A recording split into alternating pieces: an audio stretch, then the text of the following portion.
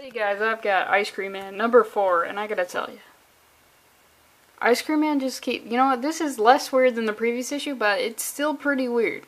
It's, look at that. How does he even do that with no muscles on a tandem bike? Okay, let's get into this. So, we encounter this guy, and the first line of dialogue is, "I've never had to eulogize someone before," and my immediate thought was, great. Now I gotta think about the fact that I'm probably gonna have to give a eulogy at some point in my life. And, I don't want to. I can already tell you, like, nobody's dead. I don't want to do it. I don't want to do it now. So, I'm just wondering, is it socially acceptable to refuse giving a eulogy? Because if so, put me down for that. And also, no one eulogize me. No one do that. Just burn me up and scatter me somewhere. So, you learn that this guy, Chris is the dead guy. This guy is Joel. He's having to give a eulogy to someone he hasn't talked to in 2 years, which seems, I feel like nobody was on the bench? We didn't have a player who was maybe like warming up on the bike or something? You like these sport references? And his wife is like, it's okay, it's alright. And, he says to her, I wish you could come, I'll skip it, but you see that she's pregnant, and she's like, I can barely make it through the fridge with this thing inside me. And it's like, yeah, I feel like anybody will use any excuse to not go to a funeral. It's just like, hey, yeah, I'm pregnant, I can't go. Or how about I just don't want to. So she takes a picture of him, which is the weirdest thing. Just this picture, and she says, handsome, even in grief. And I don't understand this. Like, I don't take pictures of myself, ever.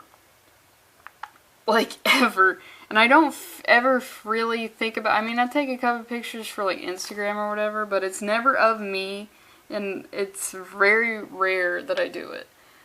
So, I don't have the thought of, like, oh, let's take a picture of this, let me take a picture of this. Like, it's not even really in my brain like it is for the majority of people my age, I guess. But definitely grief, mourning, funeral pictures, that is not on my radar at all. And I feel like that is a thing. Like, there are probably people who strap on all that black clothing and then just are like, alright, let me take a picture. And it's like, hashtag funeral. That's fucking disgusting. And then he says, I swear I used to be taller. And it's like, how can you even gauge your height in this? It's literally, you're just in front of, like, a closet with slats. So there's nothing even really to compare your height to, but you know, whatever. I'm thinking about it a little too hard. And, okay, so we're at the funeral, and you learn that Chris was a musical genius, and he does this, you know, simile, and it's a simile because he says like, so, not a metaphor. But he describes his laugh was like a good chorus. And then sometimes he broods. So you already messed it up with that line. If you're gonna do the musical theme, you gotta keep it going through the whole thing, dude. Like any genius, Chris was given to severe moods and bouts of self-deprecation that sucked the life right out of the room. Can I get a what? We called these episodes his minor chords, which I gotta tell you, if like these people right here, they're probably like, oh god, that's so good, like shit. But I feel like the bar is pretty low as far as eulogies go, or just funeral speeches. I guess that's what technically a eulogy is, but you know what I'm saying? I feel like as long as you don't say anything negative, it's the best eulogy they've ever heard. So these people are like, god damn, he's using similes and talking about stuff that was applicable to his life? Shit! But for me, his laugh was like a good chorus. It's a little whack. I'm gonna be for real, it's a little whack. I'm sorry, but from the outside, it's whack. It's whack as hell.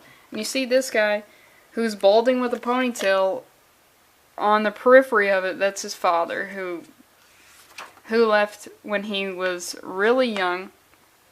And then the father approaches Chris, and they go to a bar, and I gotta tell you, this look right here, balding with a ponytail, you need to shut that shit down. Like, I'm sure I can almost guarantee there are things about myself that I'm in denial about or I'm aware of that I just don't think about. And there are probably things that I don't know that are sad about me that people from the outside can tell. This shouldn't even be up for debate. You're balding with a ponytail? Even if you weren't balding, you still got a ponytail? At like 50? I feel like the alcohol is probably added on a couple of years. But this is like an adult son, so he had an adult son, so he's probably at least 40 something, but it's like, no. No, man. And I see a lot of these guys. When I go to like a metal show, I see so many like 40-year-old guys with super long hair, and a lot of it's sad, if I'm gonna be for real. So don't do that.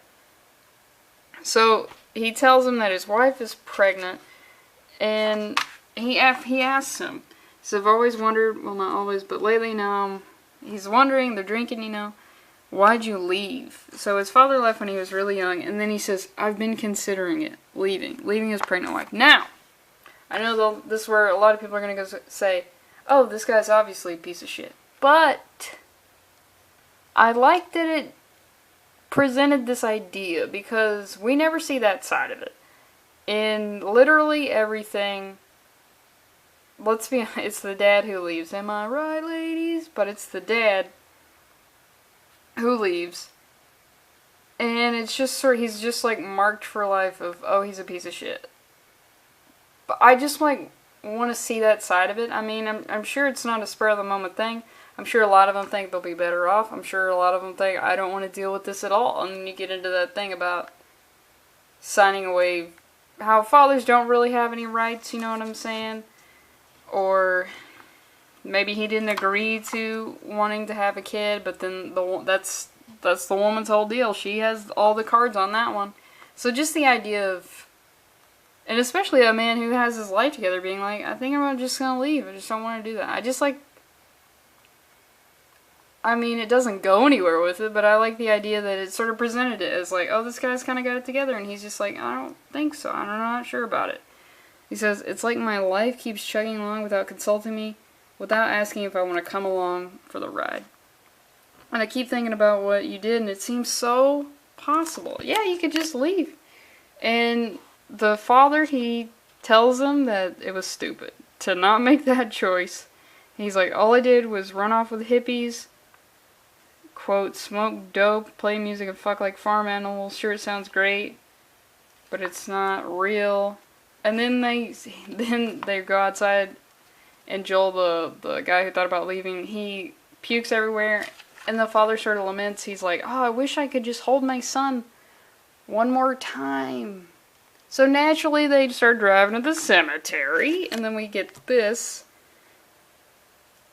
And all throughout the comic, there have been these little bubbles, and you don't know who's speaking. It said, in a brief and unpleasant interlude, and then we get this. We see this guy being eaten alive by spiders, and then getting tickled by ice cream men's skeletons with huge novelty feathers, and then we got some dogs performing various types of surgery. Has it ever been done where someone's done brain surgery and a heart or lung surgery at the same time? Because if not, oh wow. These dogs are breaking medical ground. And we see that he's listening to a lot of, I don't know what instrument it is, clarinet or something, and then we got this, which is, he's just being fattened up with, which is the real hell. And he's starving. He's like, is this hell? Am I in hell? And he's, you're in the sweet place where all the sick little boys and girls come to rot their teeth. And we see this thing. Holy shit. You died and you're here. Easy peasy, lickety split. It's like, can you not be so nonchalant when I'm apparently in hell? You like music, right?